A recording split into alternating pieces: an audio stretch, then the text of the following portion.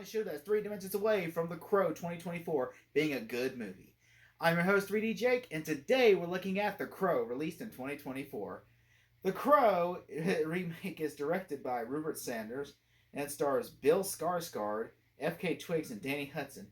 And it is written by Zach Baylin and William Schneider, no relation to Rob Schneider, thank God. But you know, I will. This movie is essentially about what a guy basically who escapes from him and this woman escape from rehab and they're living a luxury life, but because the woman has a friend who recorded like a very powerful man who could with influence, and apparently this videotape will ruin him and get him canceled. So essentially, he goes after her friend and then goes after her to try to get rid of the tape so that way they won't be ruined. Well, also he has also magic powers that also where he can get people to kill themselves. To which I'm thinking, why doesn't he get her to kill herself then? I understand apparently the way the movie plays logic, he has to whisper in her ear, but you would think it would just be easier to like walk by her in the street and go kill yourself, or something like that. I'm just saying that does not make a lot of sense to me. But yeah, of course, after he kills her and her boyfriend, well, he gets his Goonies too. He essentially, kills him. Then he goes to Crow World, where he essentially he comes back to life. And then, of course, every time he gets killed, it goes back to Crow World and comes back to life. And then eventually he ends up in the third act donning the Crow makeup and becoming the Crow in the last 20 minutes of the movie. Yeah, so you can tell from my point of view, this movie is shit. Yes. This is a shitty movie. I can understand now why they pushed it from to like August, because I would laugh my ass off to see this movie come out in the summer.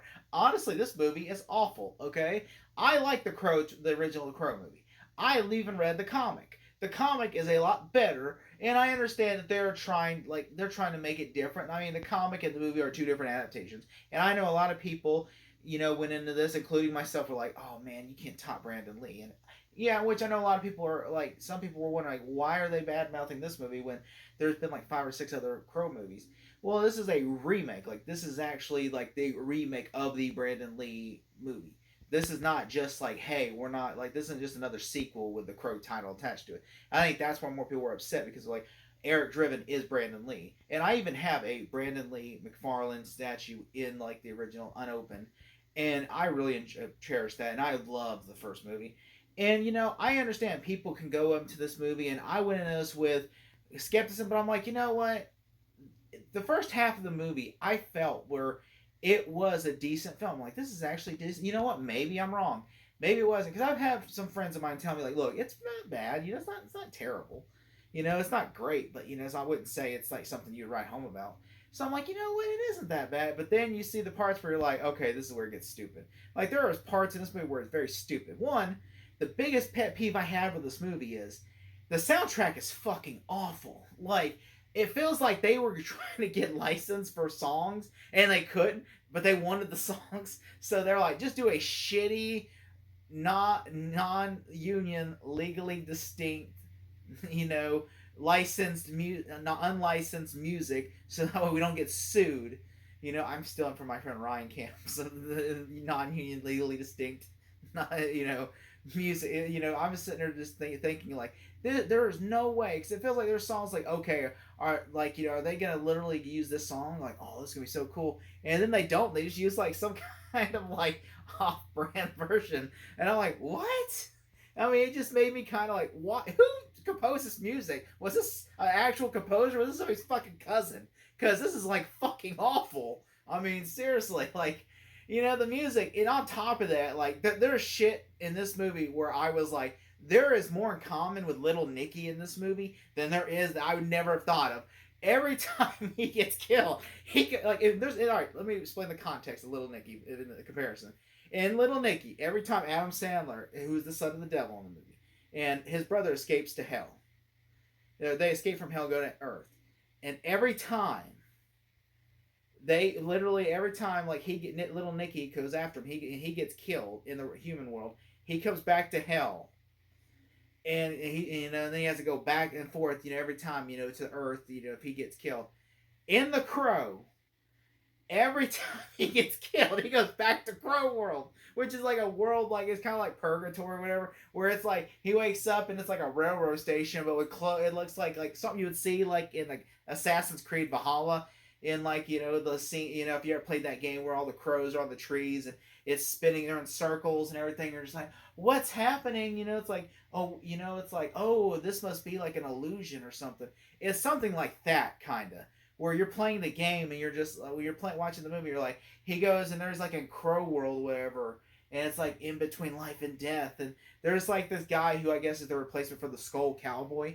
In the comic, there's a character called the Skull Cowboy, who was essentially like in the in between worlds where he's kind of like almost like the soul collector or the soul taker in a way. And I'm sorry if I'm butchering; it's been a long time since I read the comic, but he essentially is the like the caretaker of these life, basically gives the Crow tell what you can and cannot do. He was in the original movie originally, but before Brandon Lee died, but Alec Pyrus just hated that character, felt like made the movie too fantasy, and he just felt like even though they already shot like a couple weeks with the Skull Cowboy, and he was played by Michael Berryman, who was in The Hills Have Eyes, the original, and so he was meant to be the Skull Cowboy, but of course what happens is they cut him from completely from the movie because Alex Pyrus did not want that character. He already said just made the movie too fantasy. He wanted to make it more realistic with the only supernatural element being the Crow. So they kind of made that so they got rid of that aspect of the movie. And so which what, it's fine because the movie still works. And so which I know some people will speculate, well maybe they got rid of it because Brandon Lee died, and like no, that they were already Alex Pyrus has said time and time again they were going to cut that character from the movie before Brandon Lee was even killed. And which in the comic it makes sense, but yeah, they bring the character back, but instead of making it a Skull Cowboy, which is literally a character that just looks like Ghost Rider in the cowboy outfit, without except his skull's not on fire. That is literally the character, but in this one, it's like some like I guess Puerto Rican dude or Mexican dude, and he literally is giving the Crow like now he's just a regular dude, looks like he's seen better days, has a skull and everything. Doesn't you don't see he's not just a plain talking skull, which that would have been cool. I'd be like, that's awesome. But I guess there was a much cheaper budget. They were like, we can't do that. And which I actually he basically is like his guidance in the movie where he's like, oh, you can't die. Yep, you got what do you expect? He's like just like what do you expect? You get shot. You gotta come back and like get shot like literally. And he trusts the Crow in this movie trusts way too many people. Like literally, he goes to the police like because the cops in the movie and the original cops were played by Ernie Hudson. He was like a good cop and he tried to save the Crow's girlfriend's wife. I forget her name in the original movie. I know his name is Eric, and then it's like I think his name is Julie in the original. I think her name is. Well, he tried to save the Crow's wife in the original movie. And this one, it's just a dirty cop. The only cop in the movie really is a dirty cop, and he works for Danny Hudson and them, and and of course, Dan. So basically, like the Crow after he kills them.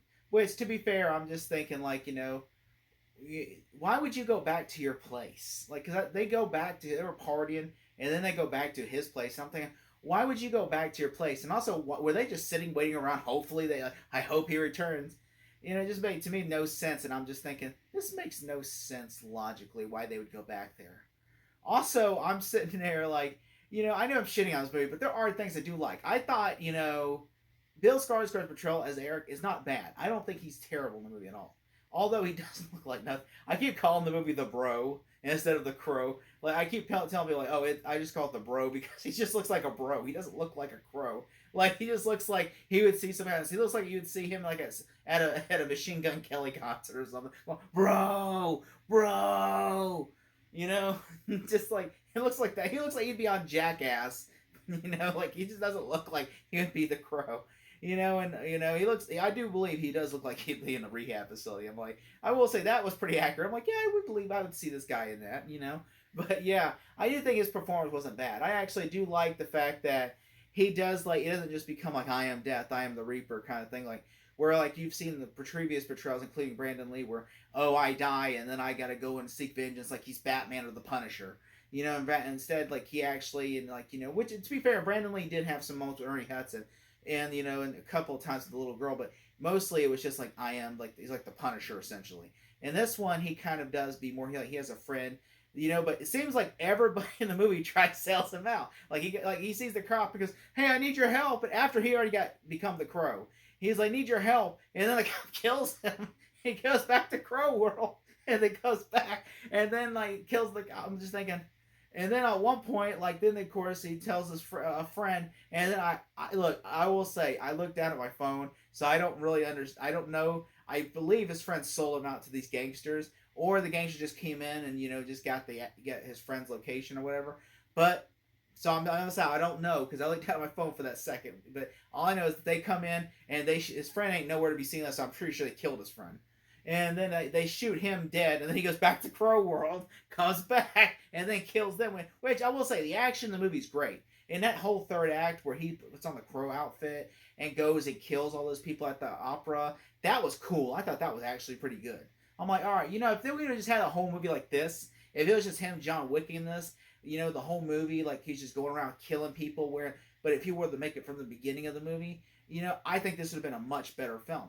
But I just have an issue with it. Just doesn't feel like a Crow movie. Well, first off, it feels like halfway they're trying to make a shitty John Wick, and then the other half they're trying to make they're trying to make a revenge story, John Wick movie. Then they're also trying to make a somewhat version of The Crow, and it feels like they're trying to monster mash this together, and it just doesn't work because like The Crow is different. It's not John Wick, and there's a reason. And also, they never once try to kill the bird at all. Like the Crow bird is really, they never ever try to even think about the Crow bird at all. Like the third act of the movie actually takes place in Crow World. Like after he kills like all his men, Danny Hudson's men, he goes to like his house. And then, like, they end up touching. He ends up using his magic powers on him. And then they go in because I have to take your crowness. Like, that's literally what happens in the movie. You have to take your crowness. And then he goes to, like, the Crow World. They end up fighting in the Crow World. That happens in the movie. And then he ends up getting killed. But he drowns him, And then they have that line from the trailer where he goes, "No, I do." Where he does like the Pennywise voice, but only like you don't see the camera on his face. You see like it's farther away, so it's a different shot of that scene from the trailer. And then of course, she comes back to life at the end, and apparently because his thing is, he said he literally wants to save the woman he loves, so she comes back to life at the end, and he stays in the Crow World, in where his soul is gone forever, where he's just gonna be the Crow in the Soul World, which he's basically in purgatory for the rest of his life. And I'm just sitting there watching this going, he only known her for like 3 or 4 days. He did not know her for a year or a month, not even a week. He's only known her for, and you were giving your life for her? Dude, come on. And I'm just thinking, this makes not a lot of sense at all. Like, you're dying for someone you met 3 days ago? I mean, you really don't know her. I mean, dude, go watch Heartbreak Kid or something. Go, because I'm pretty sure, man, like, she might be psychotic. I mean, there's a reason why she's in a rehab facility. I'm just saying. I mean, all right. I was like, this is so dumb.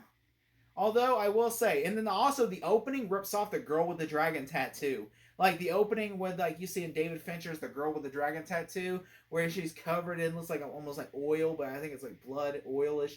And then you hear, like, the Immigrant Song. And I was just thinking, are they ripping off and then the Crow, they do that. I'm thinking, what is this? It's just like they're ripping off the opening credits for The Girl with the Dragon Tattoo. To which I'm just like, oh god, like they're ripping off a good movie now. It's like, but like, yeah, this movie, I will say, it has a good cast. I like Danny Hudson as the villain.